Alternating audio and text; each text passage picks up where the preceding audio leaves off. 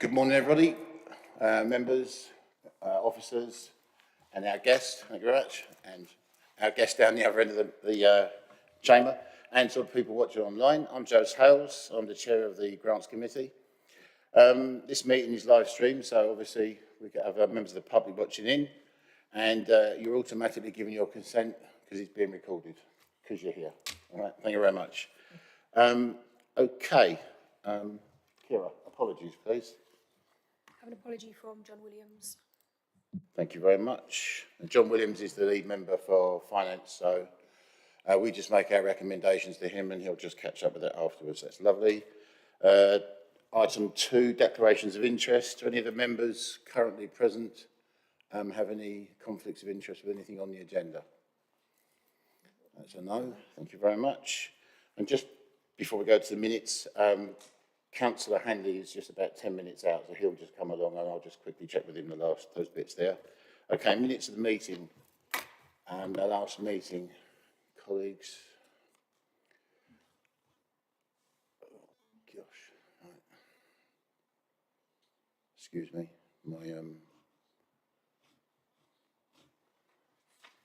my app has just dropped out. Right, here we go. Apologies. Sorry? You want to take a coffee chat? No, you're right. I'm going to do it if it kills me.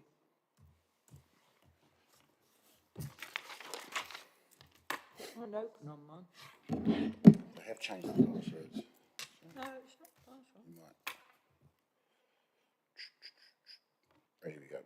Right. Minutes of the last meeting. So we just go the normal process, page 1, page 2. So this is page 3 of your agenda, which is page 1 of the minutes. So just sing out if you've got any issues with the minutes. I'm looking around the room, nothing. Thank you very much. Can I take that as acceptance of the minutes? Yep. Thank you very much. Okay, so this is the highlight of the sorry officers, but this is the highlight of the meeting today. So we have a gentleman called Mahesh from Hope, that's it. Thank you very much. He's one of the charity and organisations that we fund from South Cambridge District Council. And this is a process where we thought it would be a nice idea to ask a representative of each of those charity stroke organisations that we support to come in and just give us a quick 10 minutes on what they do, how they do, and how, whether the money we give is any good. So, over to you, Mahesh, and thank you very much. Thank you, everyone. Thank you for inviting me for the meeting. So I got some documents I'll quickly pass on to you.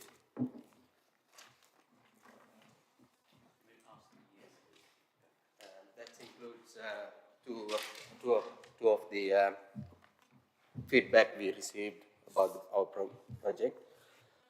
So while you go through that, I will start. Since the time is it's only a few minutes for me. So Hope CIC is working in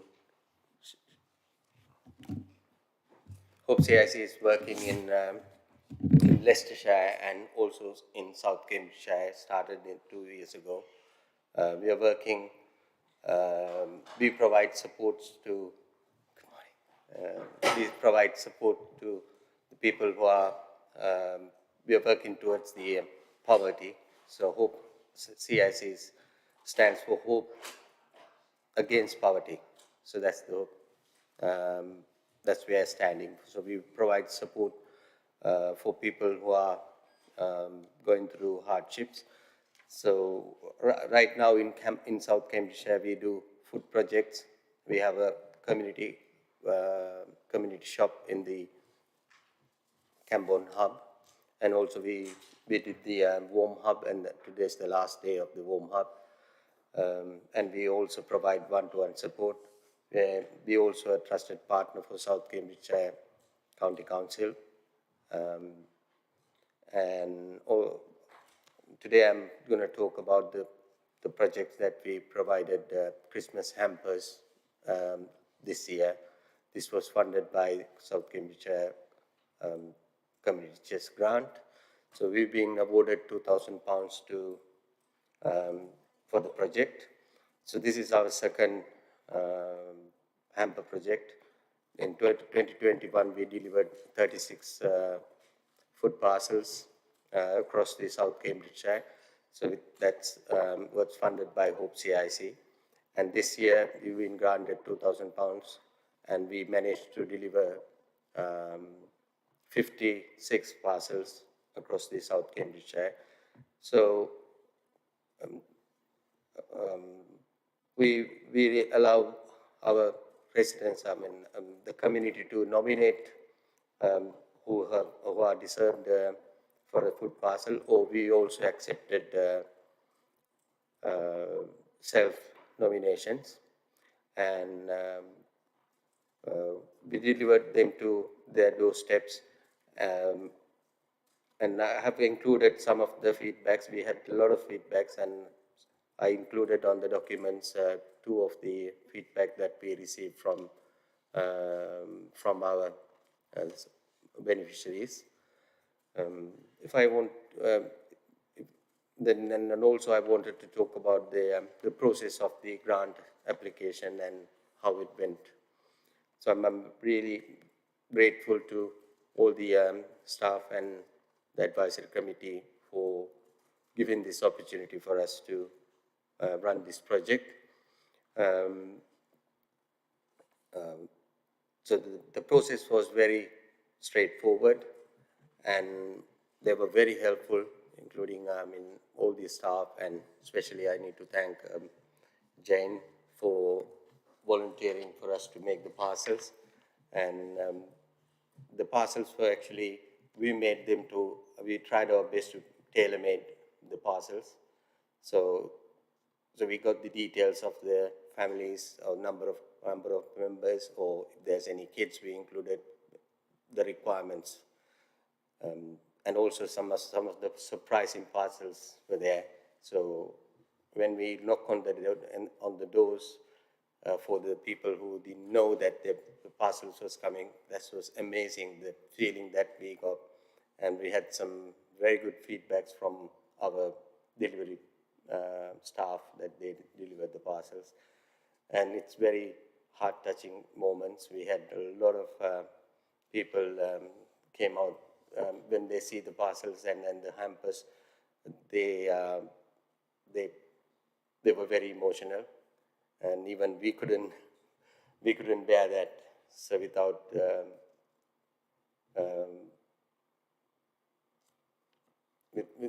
hugging them. So they're the moments actually. So it's very amazing.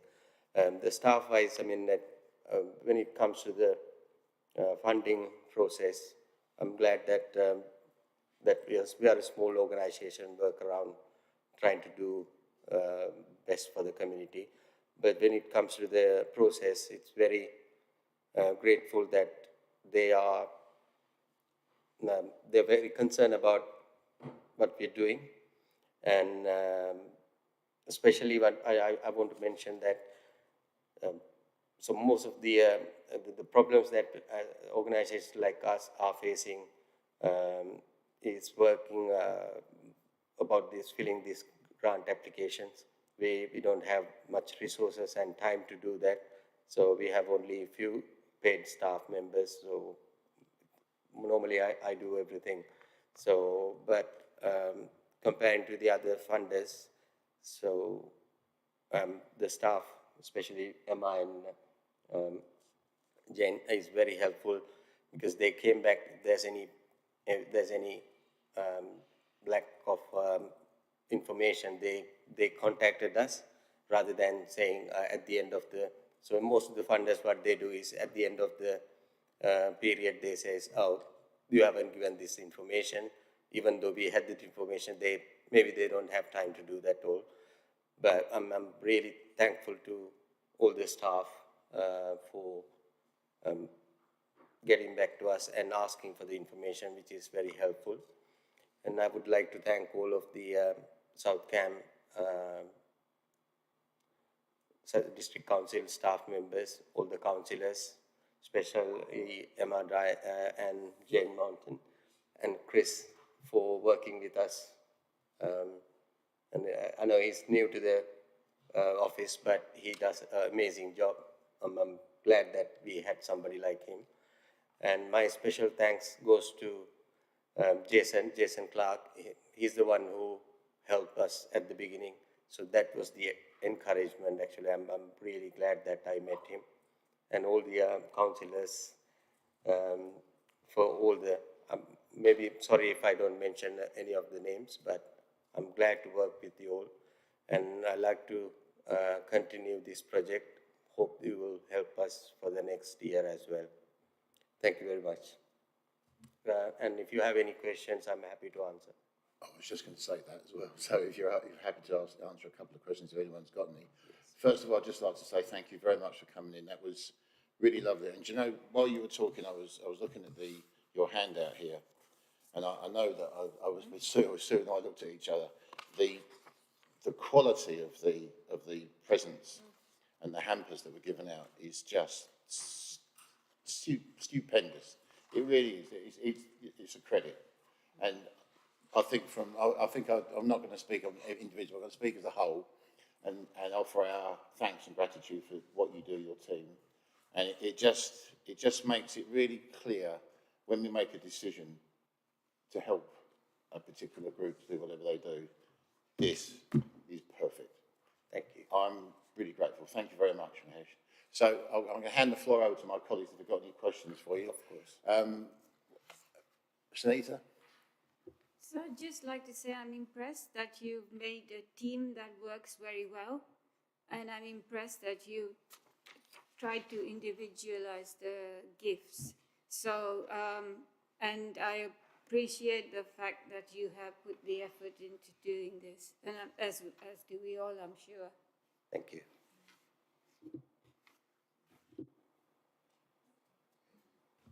Bill, please.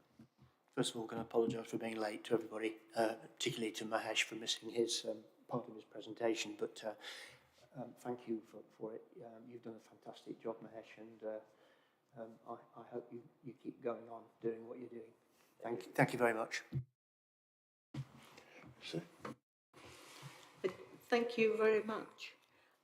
It's really good to see that what we decide here turns out to be so good for a large number of people, and they really do appreciate your work. So thank you. And that just leaves me to say thank you very much for coming.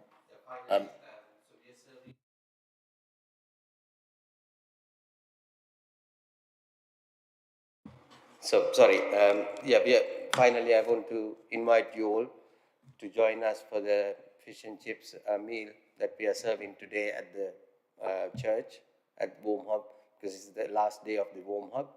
So we got about over 150 registered, already registered 50 members to come and have a free fish and chips or chicken. So, and the vegetarian option is there. So please come and we're serving from 11 to 2 o'clock at the church today.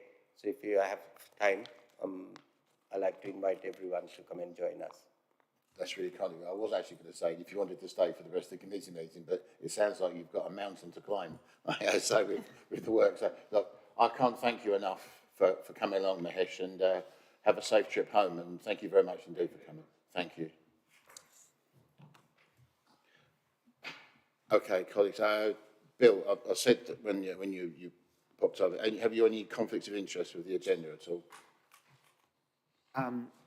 The over playgroup, the youth group submission. Obviously, that's my village. I know the people who run it, but I'm not a part of it. I do support it, but I'm not a part of it. So I think it's just a case of declaring that it's non-pecuniary. And is that right. Okay? No, yeah, that's fine. So I think everybody else is okay, right? Okay, thank you. Emma, so agenda item number 5, which is community chest. Is that your good self? Yes, that is. Thank you. So we have 8 applications to discuss today, 6 of which are our non-ring fenced applications. Just to note, if these applications are all funded today, the total deficit will be 8,129.59. And this actually includes the £1,493 of unspent funds that we got back from our COVID recovery grants, just to be aware. Okay, so page 9, our first application is Melbourne Bowls Club. They would like a metal bar grill which retracts into a box above it to effectively seal off the bar area to deter and minimise the effects of any break-ins. They'd also like to replace the ageing rink markers that are used to separate the rinks when bowling with new equivalents, and to provide an external storage box. Total costs are £1,264.60, all of which are being requested from the community chest. Thank you. And I think, as Bill, this is my patch, this is my village, and I have nothing to do with the Bowls Club per se, other than the fact that they've been there an awful long time and do a fabulous job. Colleagues, anyone got any comments, please? Councillor Raji? I don't see any reason why they shouldn't be approved. Thank you. Councillor Linton?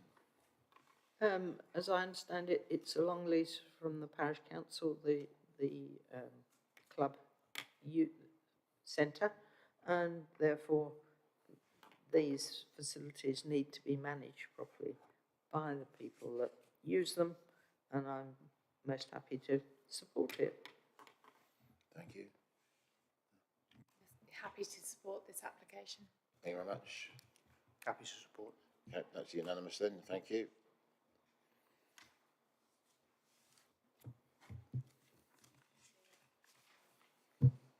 So page 10, we have Magpus Air Ambulance, and they provide pre-hospital emergency care in the air or on land. So just to recap, basically maintaining a sufficient stock of pharmaceuticals is essential for their work. Around £135 covers the costs of consumable equipment used to anaesthetise and ventilate one patient. Just another fact, 50% of all call-outs are in Cambridgeshire alone, and in 2022 that amounted to over 750 times that they came out.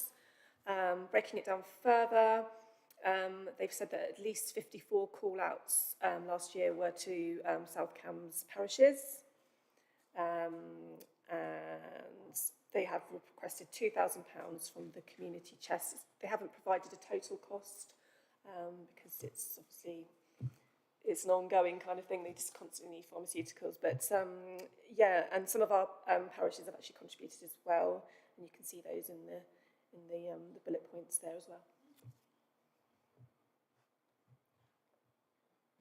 Thank you, Anna. I don't know if anybody else has had the experience of this organisation turning up from above. Melbourne, in my tenure actually as a councillor, they've had 3 times I've had them into Melbourne for serious accidents one way or the other. People have hurt themselves. I can't extol their virtues enough, frankly. You know, there for the grace of, people say I didn't end up in it myself. So when I fell off that roof earlier this year. So, hey, over to you, colleagues. Anyone? Councillor Rippeth. Yeah, this is life-saving support here, so I think we should be funding this and doing all that we can to help really important work. Councillor Hanraj. Just trying to understand this, because coming from my knowledge from London, this ambulance is air ambulance is privately run, not by It's a charity. anything to do with the NHS. It's charity. That's right, isn't it? Yeah. It's a fully funded charity from donation and grant application, if I recall. So who is monitoring this? Because usually the NHS monitor. I'm just asking. I have no issue. They've been around for a long time and have a reputation to die for, so to speak. Because they need more funding. I support this, but they need more permanent funding. That's all I'm saying. Yeah, I think this is this is indicative, should we say, without going into the realms of that arena. But I think this is indicative across the spectrum for anything like these charities that, yeah, look at the lifeboats, look at, yeah, everything like that. They all need funding. So, Councillor Linton? I would support MAGPAS at every opportunity, and I believe, if I remember correctly, they have recently started to deliver service after dark as well, which is an additional need, as it were, an additional cost. So I would very much support this application and encourage others to run events to support them. Thank you. Councillor Hanley? Very briefly, yes, 100% support. It would be nice to see more parish councils supporting them too, wouldn't it? It would indeed. I mean, there's enough of us in the parish council, so we've got a decent sum of money. But I'm assuming from what I've heard in the room, this is a unanimous support. Please, Anna. Thank you. Next. Okay, so page 11, this is Home Start Royston, Buntingford and South Cambridgeshire. They support vulnerable local families struggling with diverse and often complex issues. They've set up a new specialised family support group opened at Meldreth Village Hall. That was in January. And some of the families face particular challenges with rural isolation, often resulting in poor mental health. But what they would like to do is something called Summer Term 2023, which will run from the 17th of April to the 17th of July and will comprise of 13 weekly sessions of 2 hours, and it's expected that 8 to 10 families will attend. So for this specific, this summer term, total costs are £2,384 and 7 pence, and £2,000 has been requested from the community chest.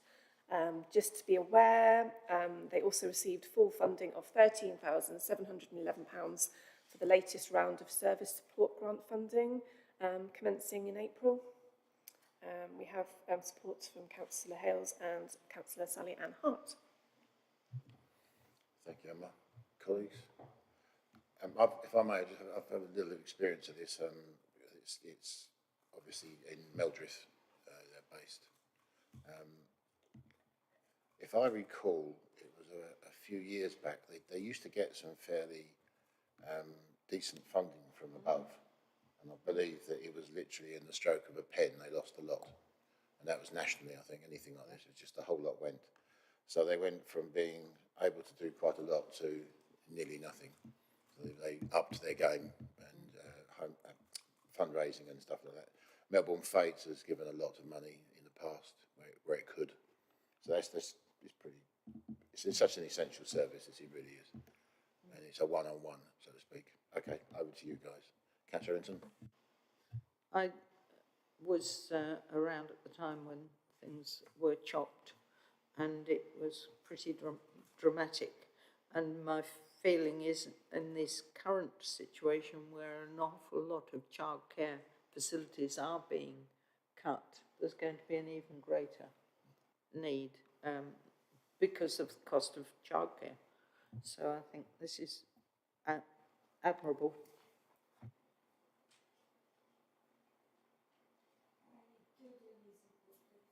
Okay, I'm looking around the room and I think we've got nods from everybody. Judith?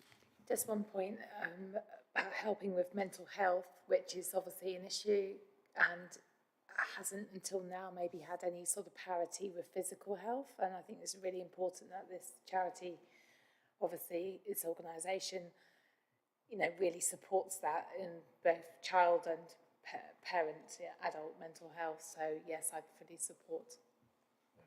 Cool, thank you. Okay, that's unanimous. Okay, so page 13, we have Over Youth Cafe. This is actually, I had the privilege of actually visiting this back in January. I was very impressed. It was set up in September 2022 to support and engage young people. At the moment, they've got 45 members aged 10 to 15. The volunteers who I met, they come from a range of backgrounds with numerous skills, and they also held a consultation with over 40 young people, and that was back last year, and this is how they would like their youth group to run, so obviously they're engaging with the young people, which is fantastic. Regular activities include pool, table tennis and crafting activities. When I was there, they had a bike repair workshop, so they have obviously people coming in to talk to them as well, which is great. The total project costs are, it's in a phased approach that they want to run this. For this phase are £5,060. They requested £2,000 from the community chest, and that's for costs towards revenue and then also an outdoor shed, which would obviously increase what they could store at, the youth group. So we have 2 councillors, including Councillor Bill Handley, that are in favour. And welcome any questions on this one. Thank you, Emma. Colleagues, Councillor Hanley and then Councillor Beth. Oh, Councillor Drew.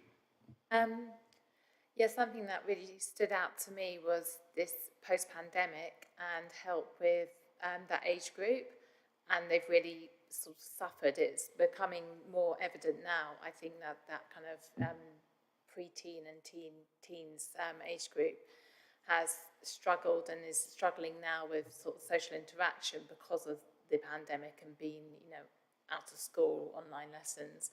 And this just seems like a really good way of trying to help, a really difficult situation, which is impacting lots and lots of young people.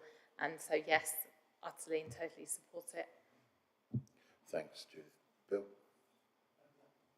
Okay, Sunita, sorry. So, due to recent events in my area, when I looked at this, I feel it's something that maybe can be taken forward to my area as well. So, I'm totally for this. I think it's very well thought out. That's lovely, thank you.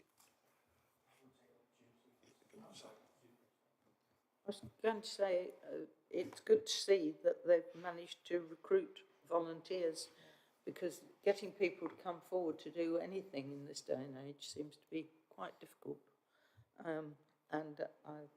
Yes, they do need training and things and putting things in place. This is good money spent. If that's okay. And for the last word then? For the last word, yeah. I mean, I said at the beginning, this is obviously in my village, and obviously I support it, but I would like to say that the people who've set this up are really dynamic. Great, a lot of skills, that they bring to it. And it's just a fantastic thing. And as Sunita said, I think it's actually, in supporting this, and maybe we can show this as a model for other villages to say, look, this is what you can do if you try. So yeah, 100% for me. Thank you very much. So unanimous then, I think, around the room, so that's good. That's another one under your belt there, Emma. Thank you. Lovely.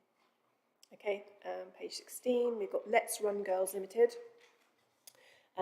This supports women to lead healthier, happier and more connected lives through the provision of free walking and running sessions in 12 different locations across Cambridgeshire and Essex. They would like to launch a Let's Run Girls group in Duxford. Total project costs for this would be £1,650, all of which has been requested from us. And this would include funds for fitness qualifications, training, equipment, publicity and marketing. They generate a small amount of revenue from running online fitness classes as well as other fundraising activities. And this funds the ongoing staff costs. Thank you. I have a question. Is this exclusively for females, or is it open to anybody?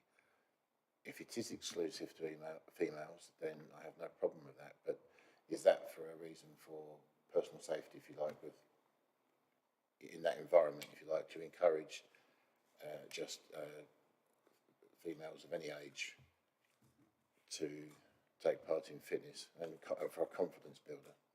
Do you know? I'm not aware of the specifics. I suppose and maybe the abilities, if they're running with men, it might be that the men might be a little bit faster. I don't want to sort of generalise, but, you know, it might be that they just, if it's a confidence issue, they might just feel sort of more happy in a group with other females. It's just their model. I wouldn't be able to, I'm not sure. As I say, I don't have an issue with it at all, either way. It's just it would have been nice if they put a little bit more detail, you know, as to the ethos, if you like. I mean, any colleagues? Councillor Rippeth. Yeah, I support this from the point of view actually that it is an all-female running group, because it's a kind of, I don't know the stats off the top of my head, but from the age of sort of early teens at school, girls, you know, then obviously becoming women, often become very sort of shy of actually doing any exercise and PE, and so that sounds like it's a very massive generalisation, but it is a trait, and I think the fact that it is a female group only really supports them to get out and, you know, exercise, whereas if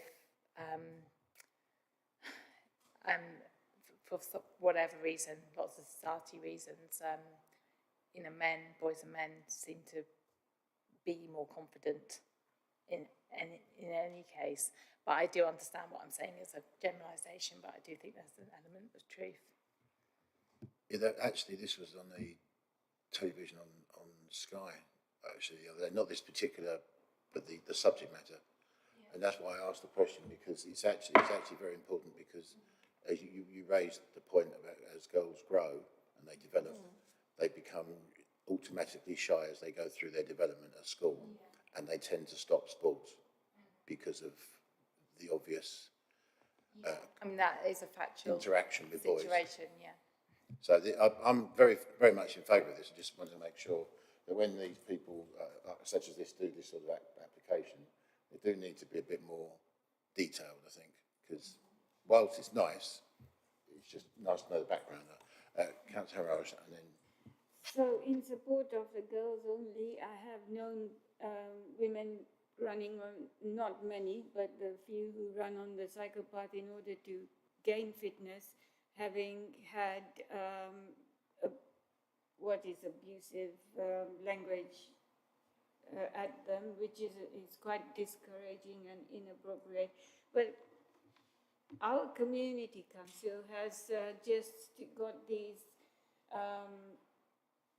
times when they invite people to come and run with them, and it seems to be succeeding. So is this like a personal training, like a club that they're aiming for? And they've got a wide reach, so I don't know if people will actually, how will they, I don't know these areas, how will they get to one central location?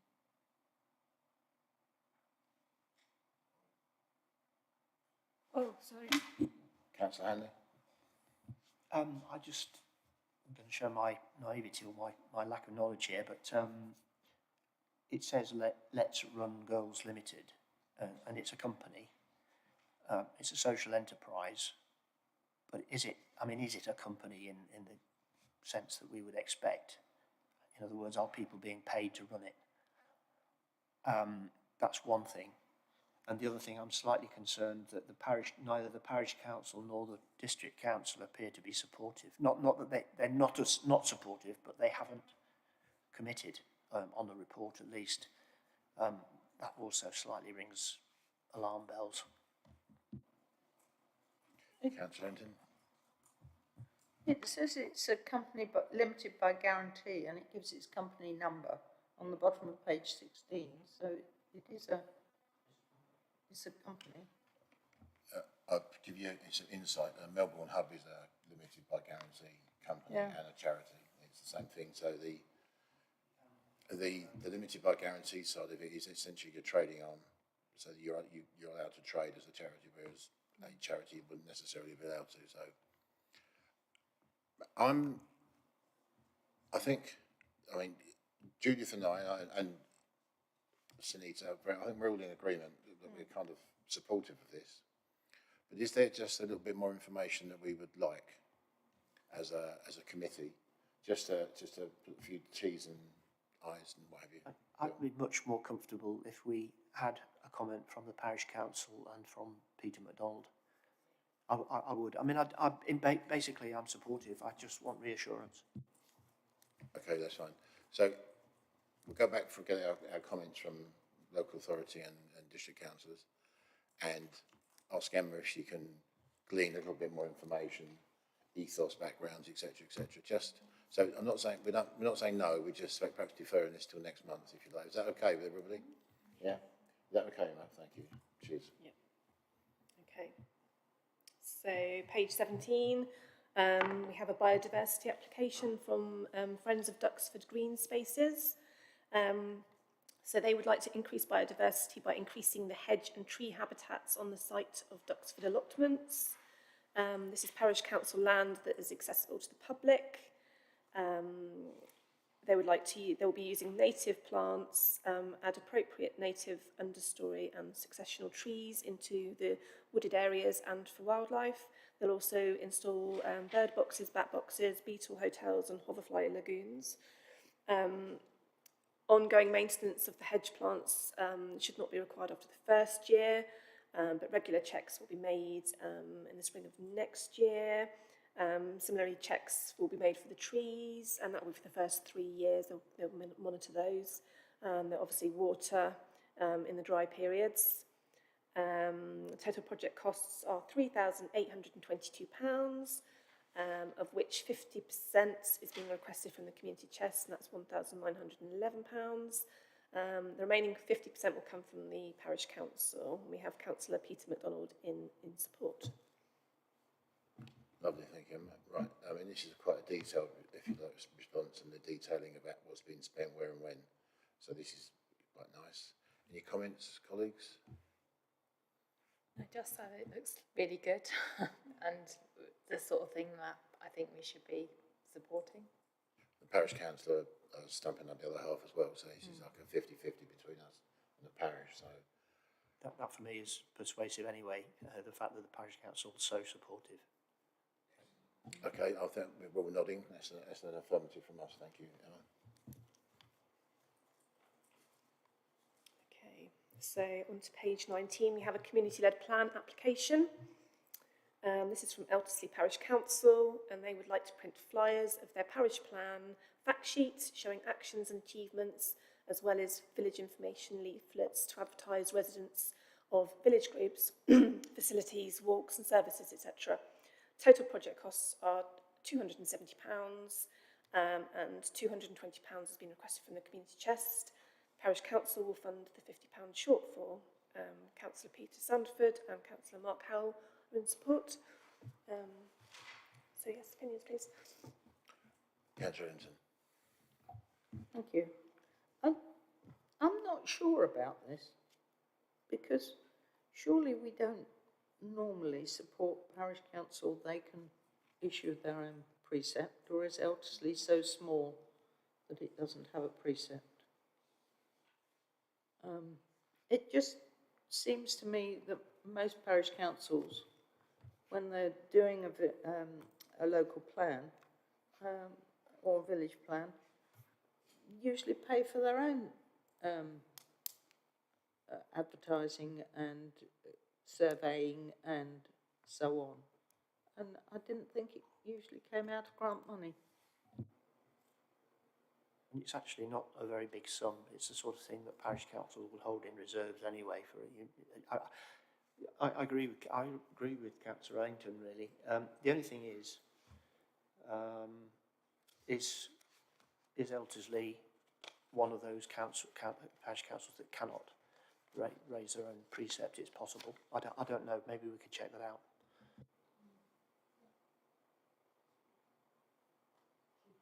Sorry, Councillor. Can I ask, I mean, maybe Emma knows this information, but so how many electors do they have? Off the top of my head, I want to say about 400. It's not that many. It's not that many. I visited them about a year ago, and I did encourage them to apply for the community chest, because obviously we have this ring-fenced amount. I think it's around, I've got figures, it's right at the top of my page, but I think it's £46,000 or something we got left in the funding pot, and it does say in the criteria that it can be used for anything associated with the plan. That could be sort of printing costs and things, so it kind of fits the criteria. But I take on board obviously your comments as well.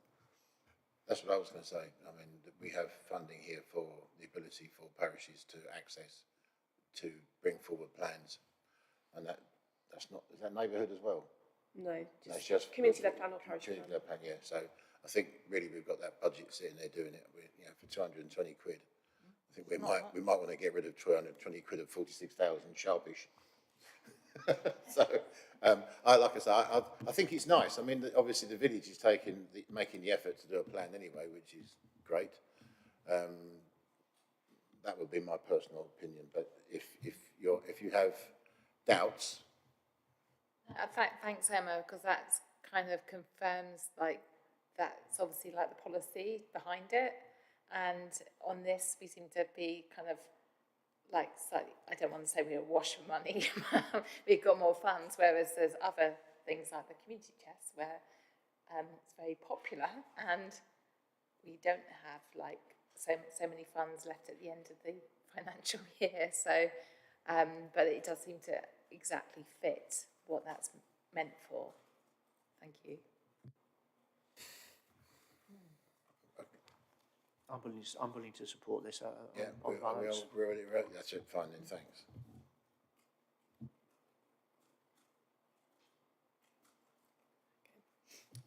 So we have a deferred application on page 20. This is Steeple Morden Village Hall, if you remember from last month. They wanted to install solar panels on the roof of the village hall. It wasn't rejected, obviously, but recommendations was to suggest that the applicant applied for zero carbon communities funding. But I think because of timings, they want to install these solar panels quite quickly. When I gave them the choice, they said they would rather come back to Community Chest because of the turnaround, because obviously with the Zero Carbon Communities grant, which I believe is launching beginning of April, I think it is, isn't it? I think. Yeah, and then obviously I think it's 2 or 3 months by the time a decision will be made. We're talking a few months down the line, so that's why it's coming back today. So we've also got support, I believe, from Councillor Heather Williams since last committee meeting as well. Great. Comments, colleagues? Just ask a question. I mean, it does appear that this would be something for the zero carbon communities funding, but I do accept that that their procedures are probably take slightly longer than ours do. Thinking outside the box, I mean, can we work it that we kind of support them and then ask the zero carbon community grant to transfer the money into our account just so they get around that? And I do appreciate that they want to get on with this, and we don't want to stop them, do we? We don't want to discourage them, but if the zero carbon grant fund can reimburse us, that would be great. You've kind of taken the words out of my mouth. You've taken the words almost out of my mouth, because I was thinking, I wonder if we could cross-charge this. It would be great. I'm not sure we can. The applications, I think it's from early April to about the 5th of June, I think, if I recall. It's quite specific dates, isn't it, for the zero carbon applications? So they won't even start the assessment process until after it's closed. So by the time they've actually gone through the process, it's going to be probably the back end of June, early July. And we are coming into midsummer. You've then got to get it booked. You'll lose a whole year's worth of generation by the time that the zero carbon comes. Appreciate that. And that's if you win. Yeah, and I appreciate that by doing that, if we go down the route that I've just suggested, I mean, we may be setting a precedent that we regret. That's the only thing. Because you might get a lot more saying, pay us and take it out of the zero pot. I think it's an admirable idea. What we'll do is we'll look at Emma now and we'll ask Emma if that's something that she could have a discussion with behind the scenes as to whether we can recoup our £2 grand. Sorry, Emma, do you mind switching your mic off? I'm maybe going to be a bit of Scrooge here, but I think actually it really is a zero carbon communities grant application, and you should wait. And I've just got this feeling that this has kind of happened before, and John Williams was saying we can't really sort of switch the money over, and it makes it quite difficult because they are separate pots. I mean, I don't want to speak for him. And yeah, and indeed, everybody might then come and say, oh, we really need our solar panels now. Maybe they just wait until it opens. Sorry, I'm not quite as convinced by we've got to have them, next couple of months. I do get the fact that summer's coming, so hopefully there might be some sunshine. But I'm not completely convinced. Sorry to interrupt you, Judith. Would you be kind enough to clarify the phrase "summer's coming," given today that he's chucking it down? Yeah, one hopes so, but you never know. Councillor Ellington. Well, it's going to cost 12,000. They're only asking for 2,000 from us. They've got to find the other 10,800 and whatever from somebody else, and they don't appear to have asked for it yet. So there is some delay already in the pipeline towards. So I think, well, on that sort of basis, I don't think it's going to make too much difference if they have to wait and go through the eco grant system. Councillor Griffith. They could also ask for more from the Zero Carbon Communities funding. In fact, they could even request the full amount. And it may be decided that, yes, they can have the full amount or part amount. I just think it should go to the right funding pot. I think I'm looking at Councillor Haraj. Are you in agreement with all the comments that have been made?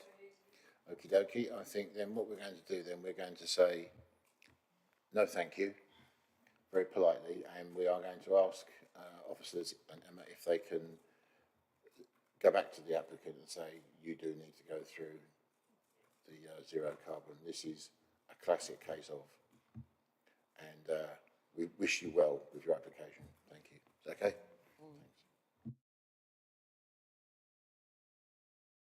Thanks. That looks like that's it. Yeah, that's correct, yes. Brilliant. Thank you very much, Emma.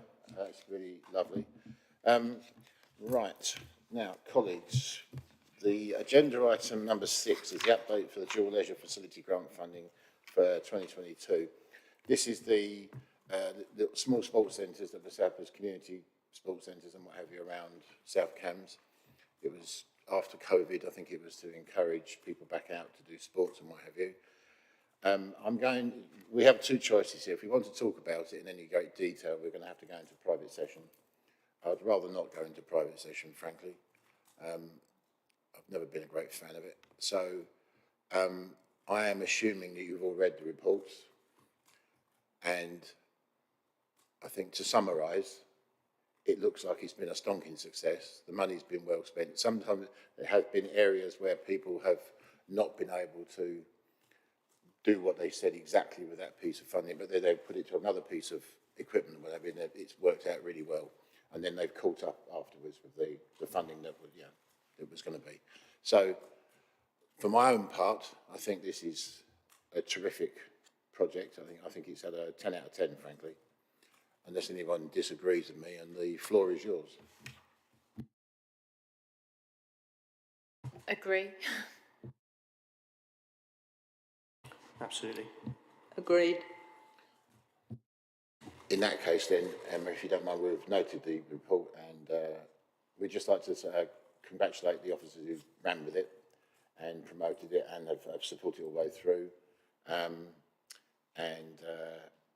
Long may it continue, and hopefully we don't ever get COVID again, right, or anything like it, so we don't have to do it again. So that's brilliant. Thanks. Okay, right then, so it's the agenda item 7 is next, but I think before we go on to that, because then that's going to be closing the meeting, one of our colleagues in our midst here, Jonathan Moulton, is just about to leave us. He's deserting us, frankly. He's going to, and correct me if I'm wrong, Jonathan, you're going to Oxford City. Yeah, Oxford City Council. Their loss, our loss, their gain. I nearly got it around the wrong way. I've been practicing all morning not to say it the wrong way round. Yeah, but look, I think Jonathan's a fantastic officer. I'm going to make him go red and what have you here. I'd hope you enjoy me in congratulating him on his new role and job over there, and say that it's a sadness to see him go, but frankly, we're glad to get to see the back of him. So that's that. So thank you, Jonathan, for all your support for us, especially myself and Sue sitting here, because we've been blessed with officers and what have you helping us out. So I'm really grateful for your help and what have you during the job. So thanks, and wish you really well. Thank you, Chair, for your kind words. I do appreciate it, and it has been, a pleasure to work here for the last 3.5 years. I really love working with this committee.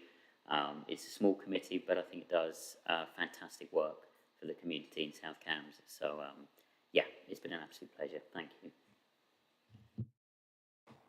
And Kira, looks like you've got the reins now then. It's over to you. Thanks. Right, and on that note then, colleagues. Can I? Yep, you certainly can. I just want to share with you something that happened last Sunday. I went to a barbecue run by Shed It, who we have given money to. And there was a chap there who said he'd lived in London and now lives in Bar Hill. And he said, when I came to this place, I was living in a grey world. Everything was black and grey.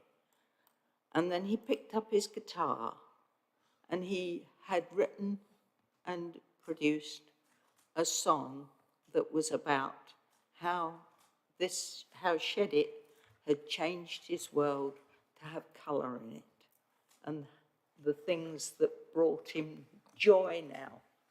And it was, I thought, that really brought tears to my eyes, which not a lot does. And I just thought how I needed to share with you how much good we do in that sort of work of producing grants and helping people to do things that change people's worlds from black to colour. So, thank you. Yeah, thank you, Sue. That was beautifully said. Thanks. Thanks. Right, okay, so we're looking at the 28th of April is our next meeting. So I wish you all a very safe trip home, and all you people who've been, the thousands of you who've been watching the live broadcast, have a safe trip to the kitchen for your cup of coffee and biscuits.